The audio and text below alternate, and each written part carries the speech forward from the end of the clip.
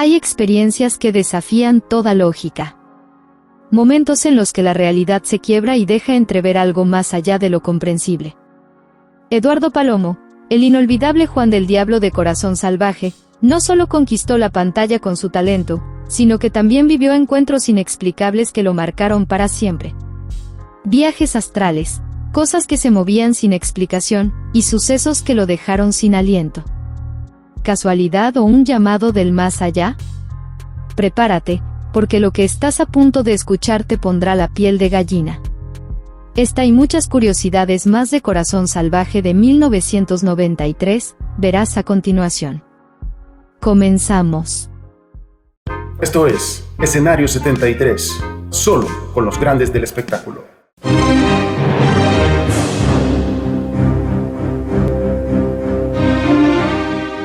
El ambiente en el Foro 1 durante las grabaciones de Corazón Salvaje de 1993 estuvo marcado por el innegable magnetismo de una figura que, lejos de pasar desapercibida, cautivó al equipo femenino de la producción. No se trataba del protagonista, como muchos podrían suponer, sino de un actor cuya clase, experiencia y elegancia lo convirtieron en el centro de atención, Enrique Lizalde, el inolvidable Don Noel Mancera. Su carisma trascendió generaciones, pues, décadas antes, Lizalde había interpretado a Juan del Diablo, en la exitosa versión de Corazón Salvaje de 1966, una de las producciones más recordadas y exitosas, según la propia María Sarattini, adaptadora de la innovadora versión de 1993. Con el paso del tiempo, su presencia seguía despertando admiración, consolidándolo como un auténtico galán, incluso entre las nuevas generaciones. Pues bien, desde entonces, al parecer este señor actor, continuó siendo un foco de atención para las chicas, que aun con su edad, continuó siendo suspiro de muchas mujeres, aparte por supuesto de Amanda, el personaje desarrollado por Isaura Espinosa. Así, Enrique Lizalde no solo dejó una huella imborrable en la historia de las telenovelas, sino también en los corazones de quienes tuvieron el privilegio de compartir escena con él.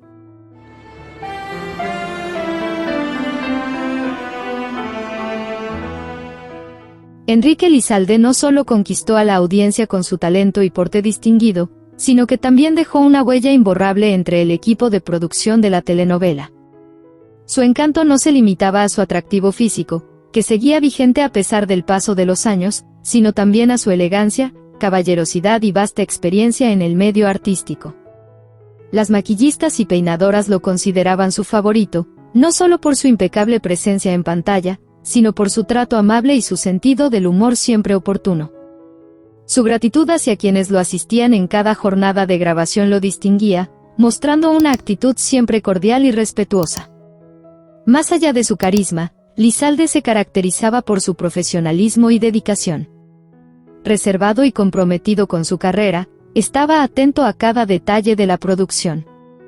Incluso cuando no formaba parte de una escena, permanecía en el set, dispuesto a ofrecer consejos a sus compañeros que lo requerían, demostrando su generosidad y espíritu colaborativo. En definitiva, el primer Juan del Diablo seguía dejando su marca, no solo en la historia de las telenovelas, sino también en quienes tuvieron la oportunidad de compartir con él, en el set. Su presencia continuaba despertando admiración, convirtiéndolo en una figura legendaria que, al igual que en sus mejores tiempos, seguía dando mucho de qué hablar, siempre en el mejor sentido.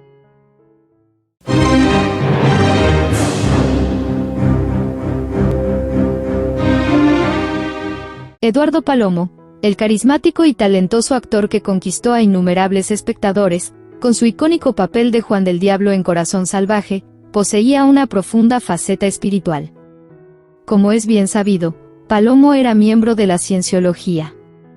En una entrevista en el show de Cristina, el actor explicó que esta filosofía le brindó herramientas valiosas para enriquecer tanto su vida personal como profesional, subrayando que no entraba en conflicto con otras creencias religiosas. Asimismo, reveló que la lectura del libro, Dianética, le proporcionó una comprensión más profunda de la mente humana, lo que le permitió liberar una gran carga de estrés. Palomo también destacó que la cienciología mejoró significativamente su comunicación y sus relaciones interpersonales, especialmente con su familia. Cabe mencionar que Eduardo Palomo se embarcó en una búsqueda personal activa, tratando de encontrar respuestas relacionadas con el ámbito espiritual. Ello lo llevó a explorar diversas prácticas espirituales, antes de convertirse en cienciólogo. En una entrevista publicada en una revista, Palomo mencionó que, antes de su adhesión a la cienciología, solía visitar brujos y videntes, pero que sus predicciones eran a veces acertadas y otras no. Palomo compartió haber tenido experiencias sobrenaturales, algunas de las cuales se convirtieron en parte de su vida. Al respecto, él dijo: He hecho, y hago, viajes astrales. Tenemos que entender que nuestro cuerpo es como un envase que contiene el espíritu, que es lo que realmente somos nosotros. Cuando yo tenía 15 años, mi cuerpo y mi espíritu se separaron, yo estaba dormido y de pronto, me encontré en la escalera de mi casa. No era un sueño sino algo real. Luego, al abrir los ojos, me di cuenta de que de nuevo estaba en mi cama, bañado en sudor y me sentía extraño. Fue una experiencia inolvidable.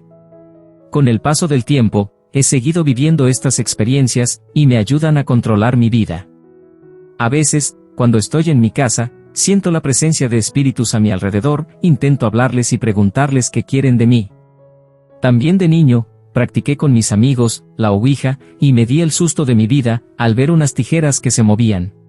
Tras escuchar el anterior relato de Eduardo Palomo, hacemos reflexión acerca de cuánto habría podido influenciar todas estas prácticas, en lo largo de su vida actoral, como en castings, escenas, etc. También, seguramente, todo esto guarda relación con lo mencionado por él mismo, acerca de un déjà vu que experimentó en 1993 en Corazón Salvaje, cuando menciona que habría sentido, que ya había vivido la escena de Juan del Diablo, cuando iba en la proa del barco. Sí, y por ejemplo, cuando hice las escenas del barco, che voy arriba en la proa. Per esempio quando c'è la scena, appunto, quando va sulla prua, no? della sua barca, è bellissimo. Había una sensación muy especial dentro de mí. Provavo una sensazione molto particolare dentro. Era como si estuviera recordando algo. Era quasi come se stessi ricordando qualcosa di vero, di vivo. Como si hubiera vivido eso alguna vez. Ecco, come se già avessi vissuto questa cosa un'altra volta. Un'altra volta, quindi Precioso. non fosse la prima Meraviglioso, volta. meraviglioso. Bellissima. Algo como que probablemente tenga que ver algo con los vikingos o algo así. Non so se è qualcosa, non so, associabile ai vichinghi o qualcosa del genere.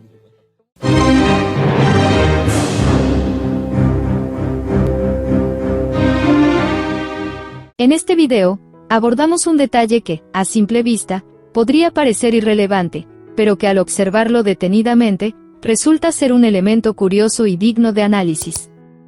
Nos referimos a la icónica cama de Juan del Diablo, ubicada en La Palapa, su residencia junto al mar, en Corazón Salvaje.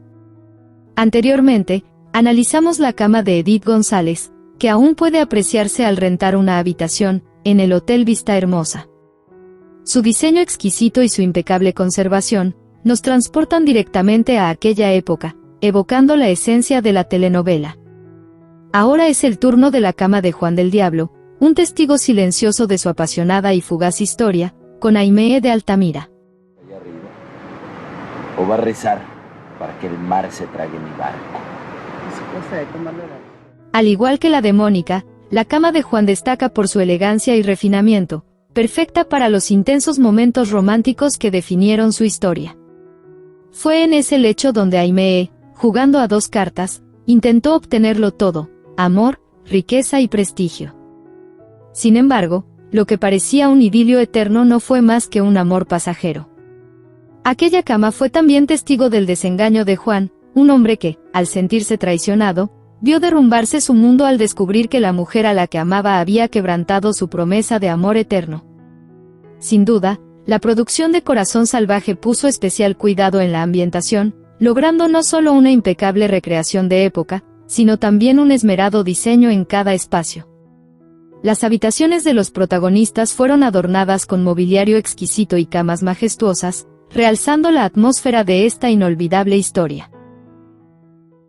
¿Te encanta el contenido de Escenario 73? Ahora puedes disfrutar de una experiencia aún más cercana y especial con nosotros. Ahora puedes llevar tu experiencia al siguiente nivel.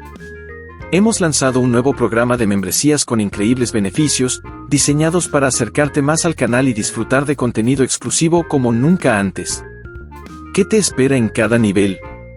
Fan prioritario. Respuesta prioritaria a tus comentarios. Acceso anticipado a nuestros videos más esperados. Contenido exclusivo, fotos, actualizaciones de estado y encuestas solo para miembros. Fan destacado. Shorts exclusivos solo para miembros. Menciones especiales en nuestro contenido. Comunicación directa en nuestras redes sociales. Más todos los beneficios del plan anterior. Y lo mejor de todo, nada cambia para nuestros suscriptores. Seguiremos compartiendo el contenido que amas, pero ahora tienes la oportunidad de formar parte de nuestra comunidad más cercana y obtener ventajas increíbles. ¿Qué esperas? Únete ahora y sé parte de esta nueva etapa de Escenario 73. Elige tu plan y empieza a disfrutar. Las experiencias paranormales de Eduardo Palomo nos dejan con más preguntas que respuestas. ¿Casualidad o algo más allá de nuestra comprensión? Lo cierto es que su legado y su energía siguen vigentes, en el corazón de sus fans de Corazón Salvaje, y de todo su trabajo actoral.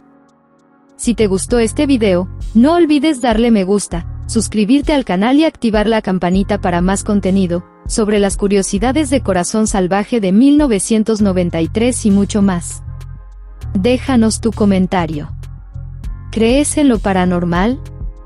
¿Cuál de estas historias te impactó más? Pero espera, por acá tenemos muchas curiosidades de esta genial producción.